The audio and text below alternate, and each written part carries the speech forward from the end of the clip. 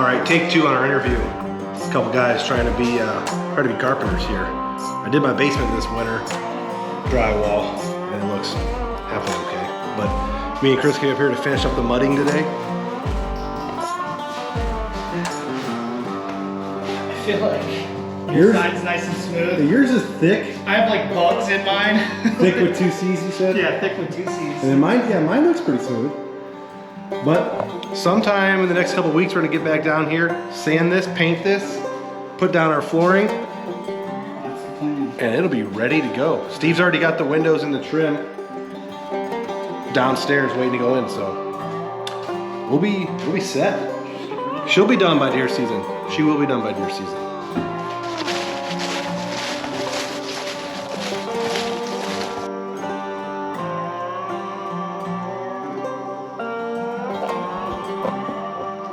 Big Chris's clover plot's looking pretty good.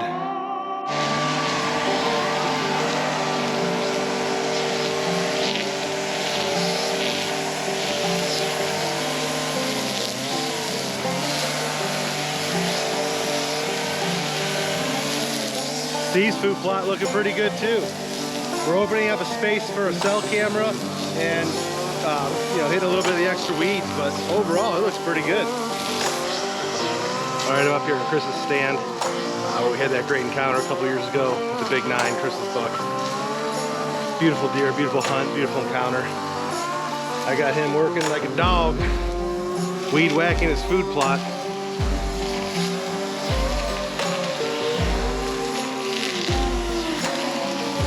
It looks pretty good, to be honest with you.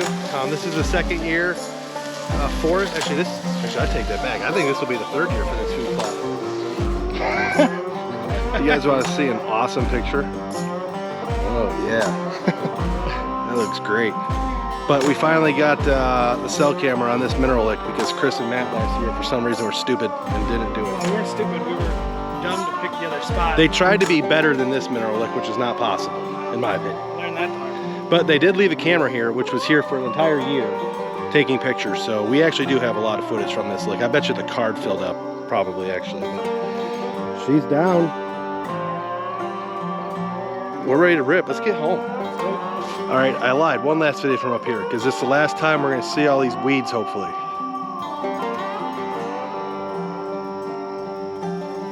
Beans are coming. The next time we come up here, there will be soybeans growing. Hopefully. All right, we're out. Whoa, dude, what's up? I think I just pulled a titty. All right, cabin tour before we leave. Far from done, but it's getting a lot better. Flooring's in, thanks Steve. Got some couches now. You guys already saw the upstairs where we did our mudding chair. It's getting there. It's getting closer.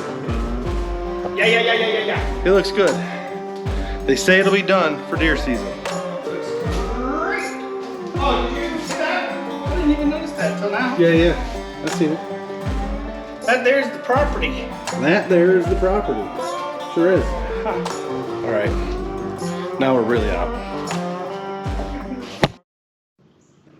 All right, guys. $3. One day. Same tree. Same tree. Oh my God, I'm so Woo! Boy, holy shit. Get a shot of these. 2 farms this year. Number 1 is done. Did you say buy cabin? I did. I already did. Bye, cabin. Buy cabin. Bye, cabin. Bye, cabin. Smoked it, buddy. Look at that. You destroyed it. Joey takes the shop is closing up. Make sure he takes all his right antlers. Well, all right, guys. We're trying something different here. This is a first for us. Deer Shop Podcast. Not sure what episode this is going to be. It might be 46. It might not be. But we are on the road. We're mobile. We are mobile, heading to the Gore Farm right now to do some cabin work. And with how busy everyone's been, Isaac's like, listen, Caleb, you just never shut up when you're in the truck anyways for 2 hours. So why don't you just put the headsets on and record a podcast on your way down? So we brought all this stuff, and we're attempting to film it with the sweet GoPro view over there. Battery packs plugged into stuff, so we'll see how long this lasts. We don't have to do a long one today, but we do a lot of driving when it comes to our hunting, especially in the fall between West Virginia, Indiana, Pennsylvania, Southern Ohio. So it gives us an opportunity to actually record some podcasts here. Let me not try to kill us real quick. Oh, we get a lot of good truck conversations going. So Yeah. It's an opportunity to kind of shoot the breeze. Since we're going to the Gore Farm today, though, that's kind of going to be the main topic of this podcast, I believe. We've talked about it before. We've podcasted about West Virginia, the Gore Camp, and we've podcasted from West Virginia. We've talked about some of our hunts and turkey hunting at the Gore Farm, but we're going down doing cabin maintenance. We're about, what'd you say, about 70% done with the cabin down there? yeah, it's a good percentage, I would say. The downstairs area, which is more of the family area and his dad's sleeping quarters and Steve and all that, and the common areas, is way more done than our areas. We have the upstairs of the cabin. And we're going down, the drywall's hung, and that's about it. So we're going down today and doing some mudding. Just to try to patch that drywall up and get it to the point where we can sand and paint here soon. Then we'll worry about flooring. We've been bringing beds down piece by piece over the last 2 months. I got half of my bed in the back of the truck here. There's a futon already down there that Chris hates. It is not comfortable. No. You spent turkey season sleeping on that futon. You end up making a burrito out of it, folding it in half. I did. I doubled it up. It wasn't as bad until you fall off of it, though. Yeah. A little rough, but it was nice. It worked. You got to do what you got to do down there. Yeah. So, it's kind of cool piecing this thing together from the ground up. A year ago when did the cabin frame actually get put up? So we've been sleeping in it since... Well, we went down, Bo, you and I, didn't we? And it was, we were sleeping inside on the floor, right? Yeah, that was the first time anybody slept there. Yeah, so last archery season, so go back to November-ish, sometime in October, November last year was when the cabin was finally roofed in and framed, and we slept in it for the first time on the floor. In the drywall dust. Yeah, that was a little bit rough. Yeah. We are at, it is June now. It's like June 6th, I think. Yes, it is the 6th. So June 6th, and so the cabin's, I don't know, 8 months old now. We should have it done by bow season. Like I said, mark my words, we're going to have our upstairs done by the end of this month, or at least next month for sure. Yeah, you heard it here first, guys. Chris said the cabin will be done by next month. If I have to go down there on my own and paint all day, I'm going to do it. Luckily, there's not a ton to paint. The angle of the painting is going to suck. It's got cabin-style, rafter ceilings in there, so... Yeah, it's going to hurt the back a little bit. Yeah, it'll be all right. It'll be fine. But yeah, hopefully by deer season, by the opening week of archery season, we are fully ready to rip down there. Yeah. Other than running water, which will... Yeah, we don't even have soon, that. We don't even have that in West Virginia, and that camp's 33 years old. Right, yeah. We sort of have running water down there. We have tank water and a RV pump, but yeah, the plan for this cabin is to actually have the full-blown bathroom, cistern, septic, all of it, which would be showers, sink water. That's something that's a luxury for us when it comes to our that'll be camp new experience. That'll be new. But yeah, looks like I had to do a quick check. It looks like the board's working. We're recording. It's actually this mobile podcast situation looks like it might be a go in the future, as long as they don't kill us driving. Right. So we finally were able to kill a gobbler down there at the Gore Farm this spring. We hunted it 2 or 3 times. It was a lot of fun hunting down there for turkey season this year. I thoroughly enjoyed it. I missed that we didn't get to West Virginia like we usually do in the springtime, but some sacrifices had to be made, and it paid off because we killed a bird. Right. And we shot at birds twice, and we had birds in range 3 times. So it was a lot of fun, and the fact that there is a lot of gobblers down there makes the fact that going to hunting camp and you're going to have opportunities, that's exciting. Well, and that was part of the reason why we kind of decided to go to Southern Ohio turkey camp instead of West Virginia. We're just not seeing the birds like we used to in West Virginia.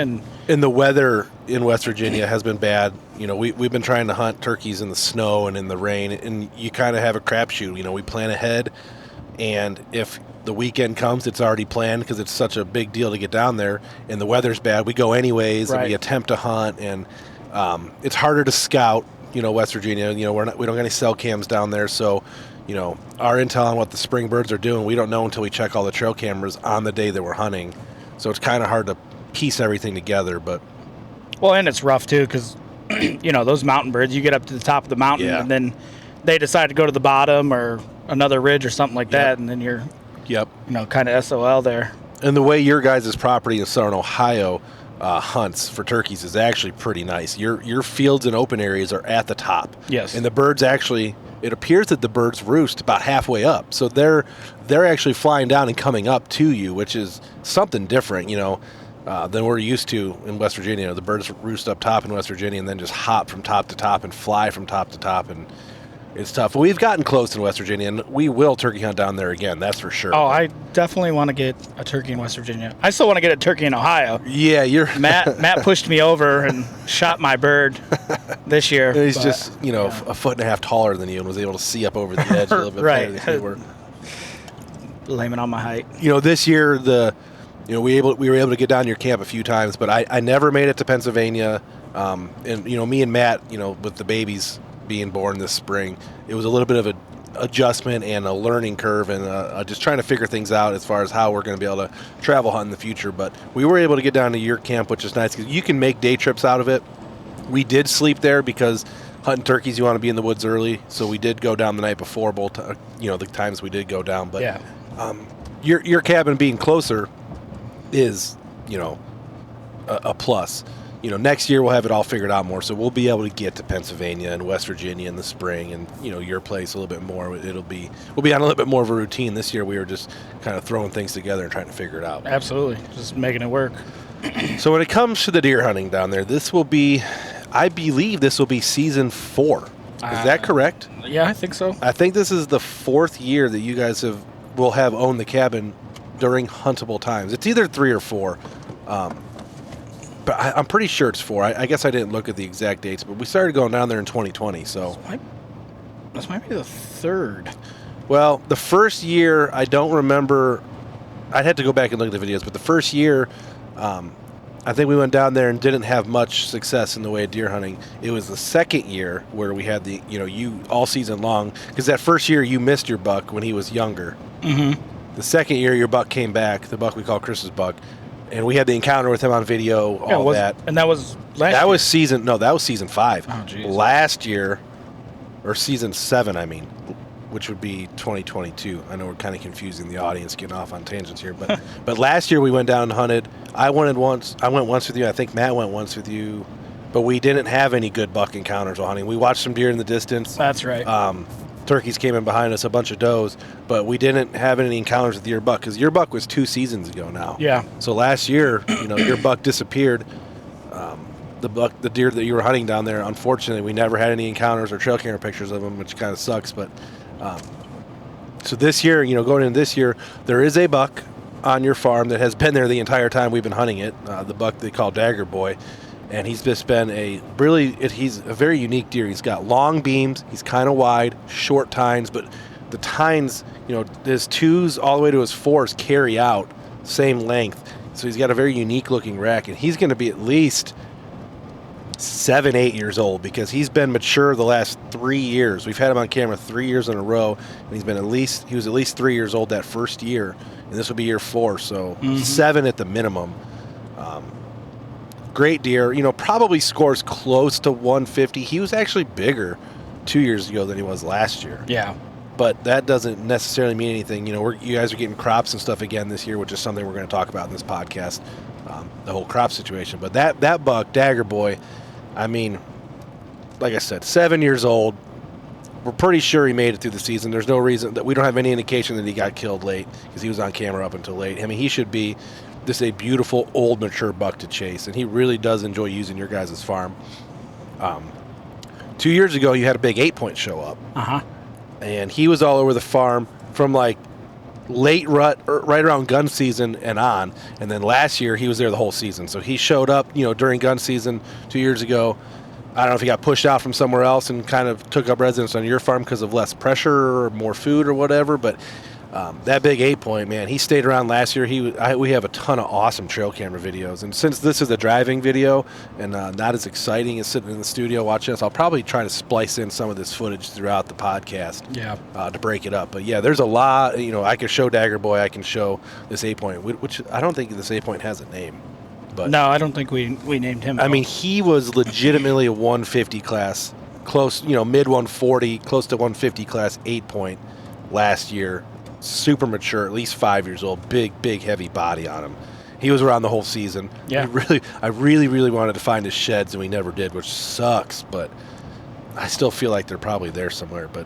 And he was killable, too. I mean, he was walking by stands and... I'm pretty sure that was the buck your dad saw. Your dad had a good encounter, of course, on a video because he's not a filmer. But he had an encounter with, he said, just a giant tall buck during the rut. Yeah. Running does by his stand, never stopped to get a shot, stayed probably 50 yards out. I would assume that was him.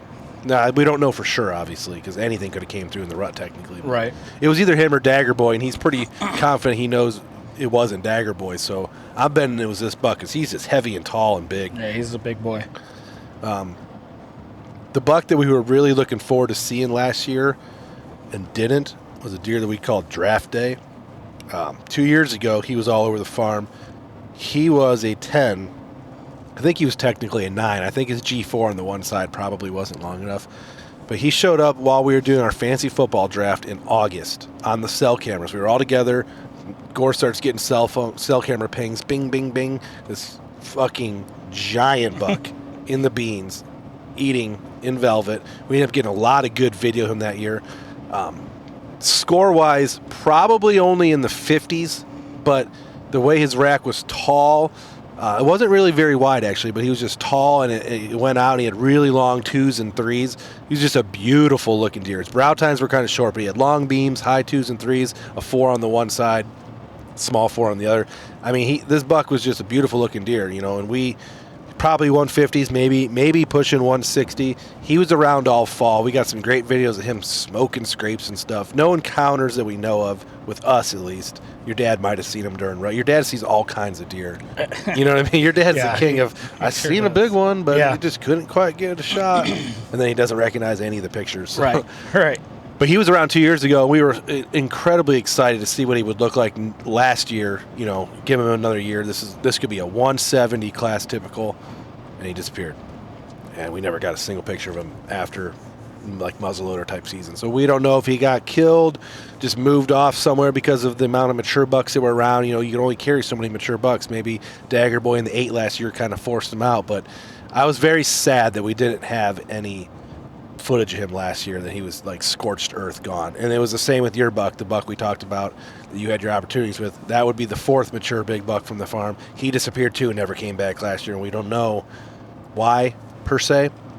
A big factor that we think might be contributing is last year you didn't have any crops. Right. So 2 years ago, farmer came in, the first year you guys hunted, so 3 years ago, it was all CRP, real tall, thick, heavy grass, CRP. His dad and Steve and us, we started doing the food plots, put in probably a total of 3 acres of food plots that first year. The second year, which was 2 years ago, they got a farmer to come in there, kept the food plots, but put in how many tillable acres up there? Probably like 17, 18. All soybeans, late soybeans, and they came in absolutely beautiful. Oh, yeah. 2 years ago, they were the most perfect soybeans you could imagine, stayed green late.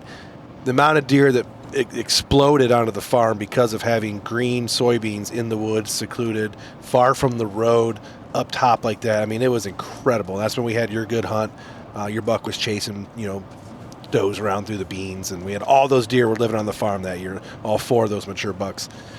Last year, farmer dies, unfortunately. Had a hard time finding another farmer. Nothing ended up getting planted. The fields went back to CRP, weeds, tall grass. I mean, at some places it was 7-8 feet over tall. our heads. Like, grass is just crazy thick. Turned into a big bedding area, fawning area. It obviously really helped with the turkeys because there was a bunch of gobblers this year. So that summer, they had all kinds of places to hide from predators, and it worked out for the turkey hunting. But for the deer hunting last year, not having those crops, the food plots got destroyed. I mean, just those 3-4 acres of food plots total spread around is were the only food sources outside of natural forage and nuts, and just smoked the food plots. And the number of deer went down a little bit. Like you said, those 2 big bucks, they disappeared from cameras. 2 stayed, 2 disappeared.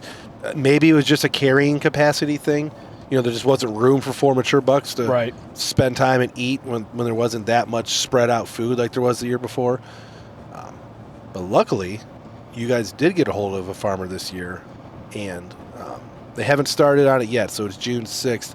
The beans haven't been planted yet, but he says he's doing it. So there will be soybeans, some late drilled in soybeans this year, and your farm might be able to explode again and have that carrying capacity.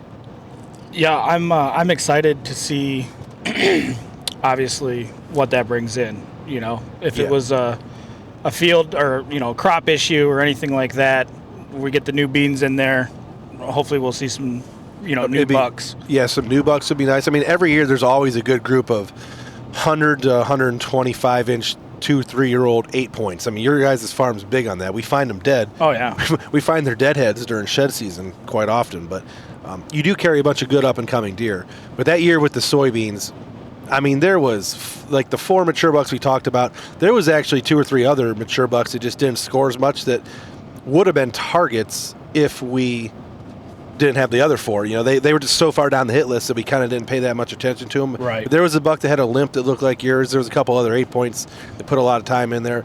All those deer that year were because you had a surplus of food that wasn't there in previous years, and when it went away, it showed. Last year, it showed on cameras last year, not having those beans to keep deer there all summer long. Right. I mean, obviously the rut is its own ball game, and deer move through here and there and all that, but I do think just because of the food, you did lose some carrying capacity last year, which it's going to be real nice seeing that come back this year. Yeah, absolutely. Keep them around, too, later in the season. Seems to be after bow season, our bucks just disappear. Yeah, I mean, there is no late food on your guys' farm, which sucks. So, the distance away, the distance you guys live from the farm, it's about, we can get there in 2 hours if we hustle. With all the stops we make and the cruising we do, it actually ends up being probably about 2.5 hours every time.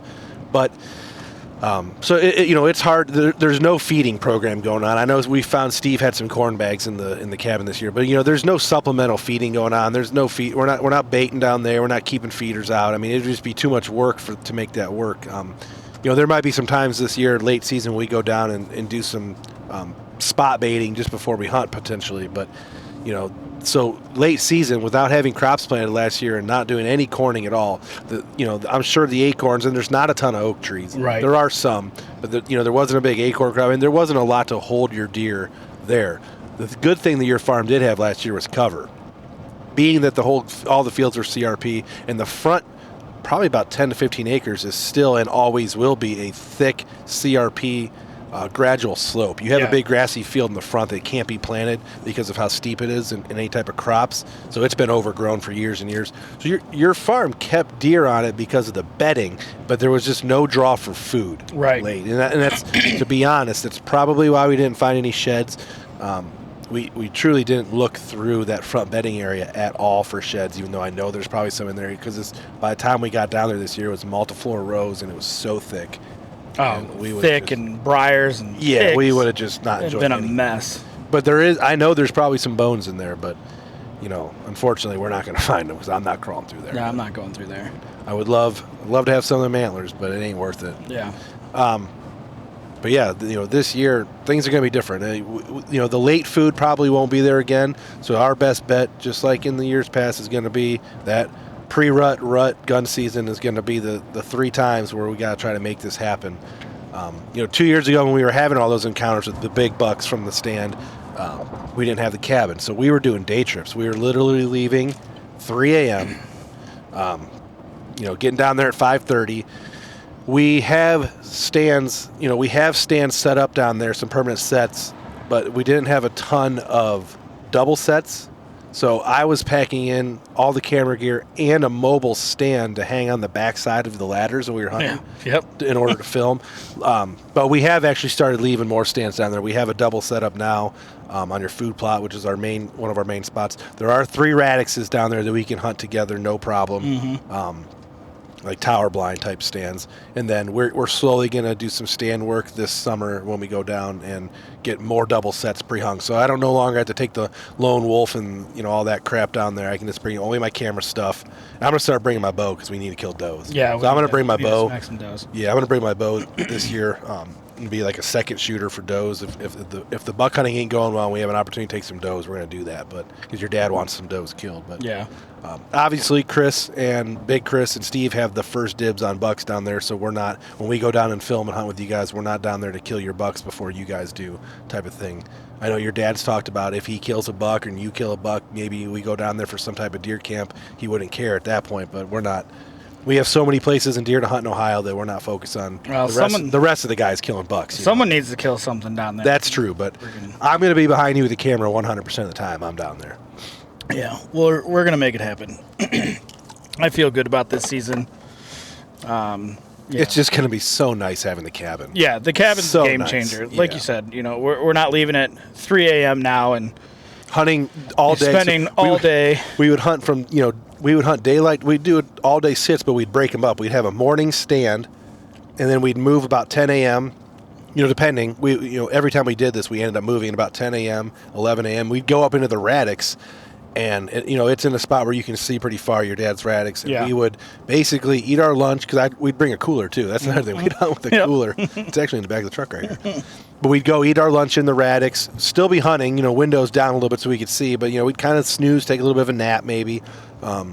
And then, come 2 o'clock in the afternoon, we'd move again, get into a stand where the wind's ideal and hunt the evening. And that's where and we were usually seeing most of our deer in the evening. Yeah. So, but, having the cabin now, we can actually just do cabin stuff. We can come back for lunch. We can, sleep down there and not have to wake up at 3 a.m., which would be really nice. Right. And even like we did for turkey season, leaving at 10 o'clock at night.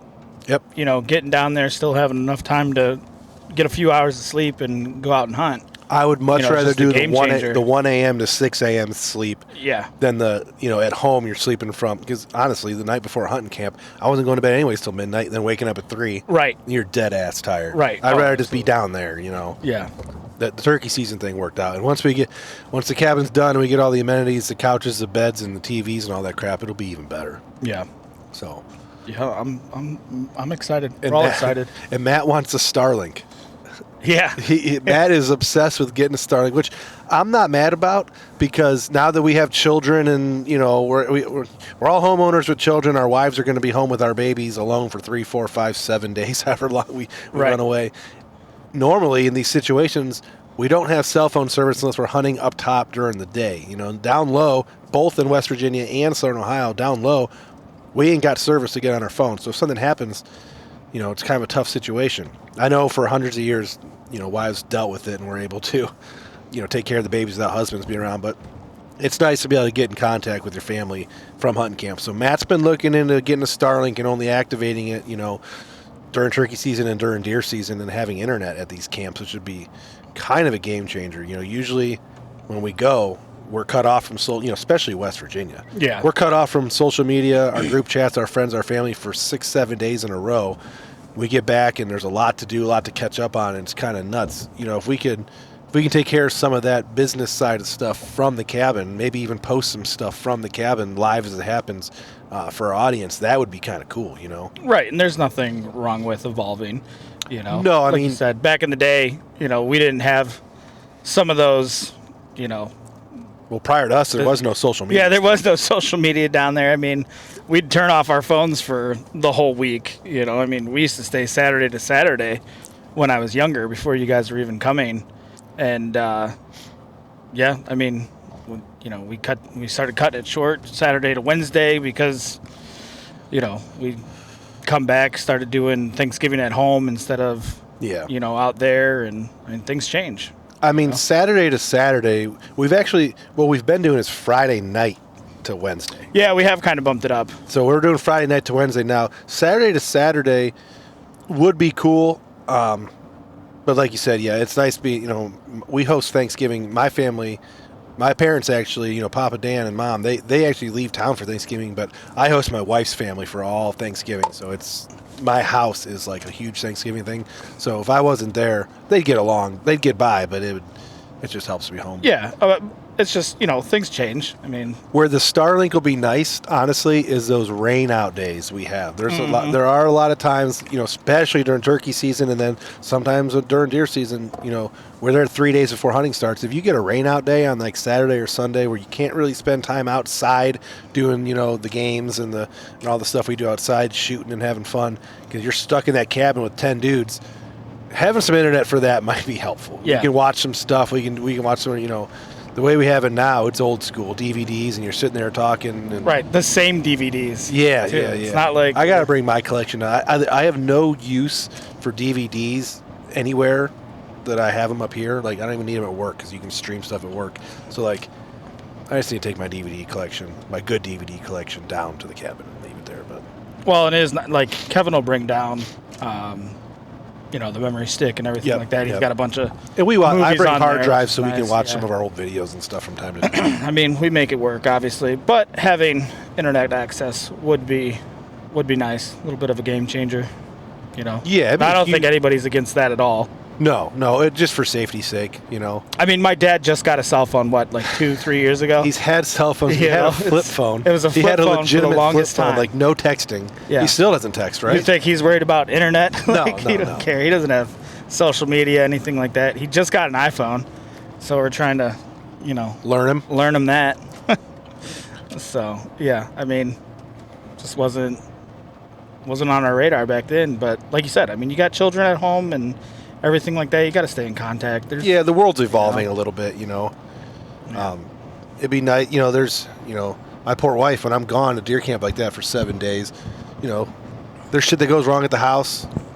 Plumbing gets backed up, septic tanks. My basement crock for my sump pump stopped working sometimes, and I had to coordinate getting my dad or her dad over there. Right. And, it's just a pain in the ass. But if I had phone service during the day, I could take care of that sort of stuff. And we obviously sound like kind of like a bunch of entitled bitches right now talking about this. But that's the thing. Like 15, 20 years ago when we were there, my grandpa had Jake's number. Yep. So all my mom, my aunts, and everything, they had Jake's number. Jake's our neighbor up there in West Virginia. Yeah. They could call up there, and that's how they would get a hold of us if anything, went wrong or anything like that. Well, and we've evolved as a society to where, having instant, the ability to check some work emails and all this other stuff is actually kind of, part of what we have to do as in society these days. It's really hard to remove yourself from everything for 7 days. Yeah. Oh, yeah. Everything. Absolutely. I mean, I enjoy it immensely, but it makes it tough when you come back because then you're catching up on a lot of stuff and, Yeah, I don't know, I'm looking forward to it. We'll see if the Starlink thing actually happens. It'd be kind of, I mean, that's yuppie deer camp. We used to talk about West Virginia. We're roughing it now. Powering off. Battery must have died. Battery died on the camera. That's fine though. We'll I'll let that thing. I'll let it go. We can play some background videos for the final part of this podcast here because we're at 29 minutes already. So we've already got the allotted time we wanted. Yeah, it flies by when you're just chit-chatting and driving along. Yeah, this actually works pretty good. I don't know why there is like an external battery plugged into the camera that just died, but apparently it's not working. So that's okay. We can start wrapping up here soon. But this summer, I'm very much looking forward to getting the Gore Farm settled out and ready to rip. So when hunting season comes this fall. Yeah, the nice thing will be like when we're all said and done with the cabin, and we don't have to work and play. Yeah, it'll be set it and forget it, just like that. Done. And that's the way West Virginia is. West Virginia is completed. We take on new projects down there and add to things. Right. From time to time. Your dad buying this property, your dad and your grandpa buying this property and building this new cabin in Ohio has kind of put a hold on some of the plans we had for West Virginia. Mm-hmm. We were going to put an addition on the cabin down there because even though the amount of people hunting hasn't really changed, there's a lot more people that come down to deer camp and are just enjoying the atmosphere. And we're running out of sleeping room actually, but obviously the addition's on hold for now, just the way the economy and the prices of the construction stuff are. But eventually I do believe we will be putting an addition on that deer camp in West Virginia. Yeah, and I'm going to get my hot tub. Sauna. Oh, yeah, sauna. We're building a sauna, not a hot tub, a sauna. Forgot. Bunch of sweaty now dudes in a sauna. That's what I'm ready for. It's a one dude at a time. Who made that rule? What are you talking about? I mean, true.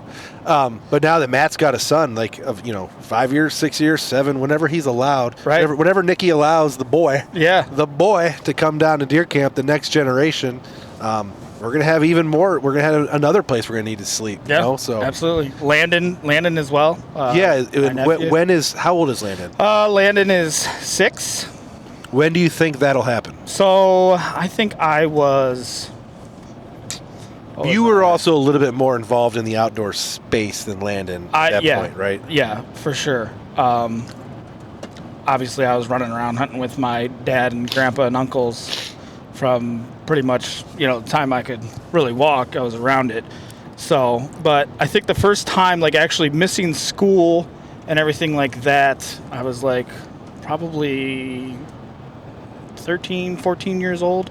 Okay, so we're actually not quite there with him yet, probably. No. But, all the other trips and stuff, I mean, obviously, when he gets a little older, I'm not going to take him down at 6 years old to a weekend trip or something like that. He could probably, I don't, each kid's different. And it's not like we're bad influences when we're down there, but I would assume he'd have to be at least 10 or so to come down on a summer trip, Right. Like a work trip.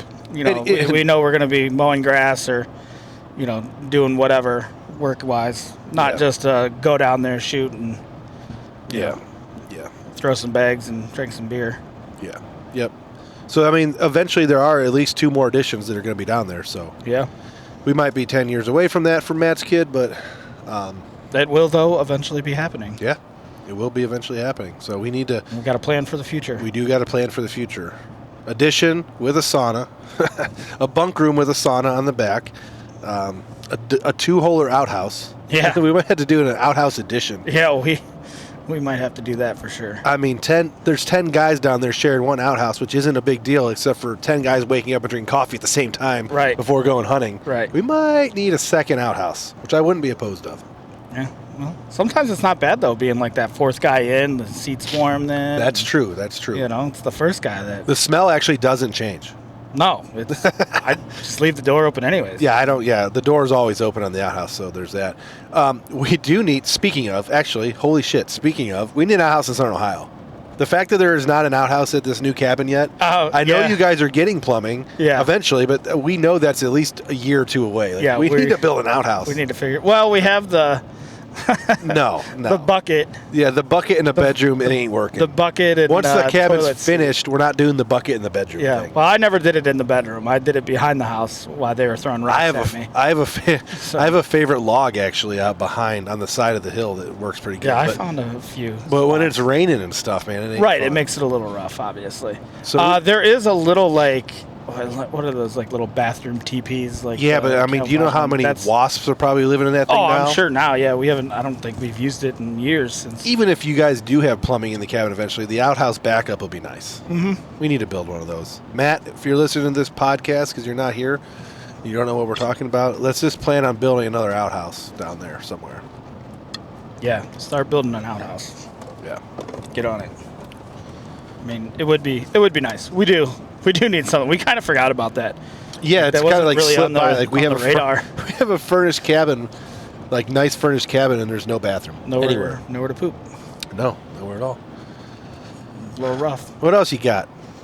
Chris? Well, we got to do some stand work. You touched on that. Yeah, so we got some of our stands. We hung the majority of all our stands that first season, and some of them we haven't even gone back to because we just didn't like the location or where they're at or what have you about them. So we do need to do some stand work to make sure we are set for this fall, and we're not going to be able to do much of that today, I don't think. No. Today's operation is simply mineral. We didn't talk about today's hunting operation at all. No, not we talked about going down to mud the cabin. Once we're done with that, we're going to run up in the woods, check all the cameras, get the minerals out, get the cell cameras rebattered up on the minerals, and then we're going to weed whack the food plot because it's a clover chicory mix. I want to weed whack it once, which is our mow because we don't have a mower to get up there. Yeah. We're going to weed whack it once, and then next time we go down, we'll spray it. I'll bring the sprayer down next time. And we'll spray it with the proper chemicals for clover and chicory, the Arrest Max or whatever. So we'll get all that taken care of today. I don't know where I want the second cell camera yet. I haven't thought about that. We're probably going to move. I can't decide if we're going to leave I think we'll probably leave a cell camera on the food plot, potentially, and then we'll move the camera that's on the dusting hole for the turkeys. We'll move that one over to the mineral lick. Yeah. I know there's a couple other mineral licks your dad has started over the years and like not really maintained. There's a block over by the radix that might be a decent spot. I guess I'll have to look at it and see. Well, we had a camera on that, and it really didn't hit as hard you as guys kind of thought. You guys screwed up last year, and for some reason, you and Matt went down. So I didn't go down last year. I went down to help plant. Did we plant any food plotting? I can't remember what food plotting we did last year. Matt and I did a little extension off my main food plot. Yeah, so you guys out in went front down. Of my stand. Right, you guys went down in the summertime last year, and for whatever reason, you didn't put the cell camera on the Good Mineral site. You never, for whatever reason, I don't remember why you didn't, but you didn't put the cell camera. You started a new one over by your dad's radix, and that's the one I was talking about. We added to that one. We thought we were gonna. Well, we kind of just thought we were gonna see some more deer come through there, and it didn't work. Yeah, it didn't work, and you'll have that sometimes. So we're going back to the original. Go back to the OG. There might be a camera on that OG mineral lake that you guys put up, like some non-cell junky something. There might be a camera on that because we haven't been over to the mineral lake. If we put minerals there, then we put a camera out. Right. So I don't know. So there could be one over there still, which we'll find out today. Yeah, we'll find out. Regardless, one of the cell cams is going on the old mineral site, and we're loading it up. Right. We got a lot of crap. You know what? I'm an idiot. I'm thinking to myself, I'm an idiot. I forgot. I bought a block to put on it for you. Well, and I bring it. We got we have a bunch of mineral down there. That's not a big deal. But I did buy a block because those trace mineral blocks are nice because they will last a year before eroding. So when your bag minerals do run out, at least you still have some there. Do we pass any Tractor Supplies or anything like that? We passed 3 of them already, but we're past that now. It's all right. We don't need the block right now. We'll take it down next time. Well, there is. I mean, it'll be an extra 15 minutes added on to our trip. We can go past the exit and go right there in Marietta. Nah. They have all that stuff. We could pick one up if you want. Nah, we'll be all right because we have at least 100, maybe even 150 pounds of mineral in bag. Yeah, well, that's a lot. That's more than I put on any of them at home, just because we're not going to be able to refresh this one as much. But yeah, we'll get the mineral. We'll get that mineral taken care of. But either way, I'm sure we'll still see deer on it. Yeah. But I do like the idea of leaving the one out in the food plot because before the batteries died, I mean, they were coming out there. So yeah. More than usual. I might move. So now that we're no longer focused on seeing where the strutters are entering that food plot, and it worked so well for that. That camera on that food plot works so well for turkey hunting. I might move the camera down closer on one of those trees that's right up next to it. Smaller field of view, but it'll take less blanks and stuff. Yeah. And just, get bucks walking into your food plot. We might do a little bit of that, but yeah, we're gonna definitely do that. West Virginia, while we're on the subject, I don't know when we're gonna make it down there. I think as long as we get down there before September, like maybe sometime August, early September time frame ish, somewhere around there, and get cameras checked and ready for the fall. Get some minerals out then, which I know is late. We did put a lot of minerals out last year, and it's been 1 year since the minerals have been put out. But as long as we get down there sometime July, August, September, get everything set for the fall, we'll be good to go down and start hunting in October. Yeah, I know, Dad and Kevin are going down, I think maybe next weekend or the weekend after. Are they still going down the 22nd? Is it the 22nd weekend? I believe so. Because I can go. Well, that's up to you. I get off. People listen to this podcast, listen to us talk about our work schedules, but right. I think I took that last week of June off, so I think I can go Saturday, Sunday, like 22nd, 23rd, or whatever that weekend is. Yeah, I know they were still talking about it. I mean, I could probably go, but it would have to be like... It would just be Saturday night only for me. Yeah. Like I had to work Friday. I know I had the weekend that we talked about going down with your dad. I ended up having to work that Friday, but I could go down Saturday, spend the night, come home Sunday, I think. You'll have to look. Yeah, whatever date it is, I think it was like I would only be able to do like a day trip where, I'd have to come back that night which we've done that before too. So I think you and Matt have done that, but that's tough for West Virginia because it's 4.5 down, 4.5 back. Right. That doesn't leave us very much time to get stuff done. No, it doesn't. But yeah, we'll have to look at the schedule. But I know they're still planning on going down. So I mean, if worst comes to worst, we can send some minerals with it. Tell Dakota to trade with you. Yeah, Dakota. On my shift. If you're, oh damn it. Dakota's on my shift. That's not going to help us then. That's not going to help us. I'll need Matt to trade with me. I would say for Matt to come down, but he's also been a very busy man lately. Yeah. Him and Isaac both. They don't have as much free time as me and you for whatever reason. Well, so Isaac and I are on the same shift, which works out well for trips and everything like that. But Matt is on B shift. I'm on A shift, so he works 24 after my 24. So, trying to get everybody on the same page can be a little bit rough. I like my schedule because I'm off with both of you guys at all the time. The California swing works. It works out pretty good. Right. I think we're going to wrap this part up. We might actually come back with you a part 2 when on our way back from the cabin heading home tonight. If there's anything cool to report, we might chime in and continue this podcast. And if not, we hope you guys enjoyed this mobile drive. I'm sorry that the video cut out there at the end. I got to figure out why my GoPro's a piece of shit. Well, if I have a double chin in that whole video, you're going to we're not going to use it anyway. So. Well, I appreciate that. Appreciate you listening. If this is the end, and if not, we'll see you in a few minutes. But Deer Shot Podcast, man, we're out. Peace. Peace.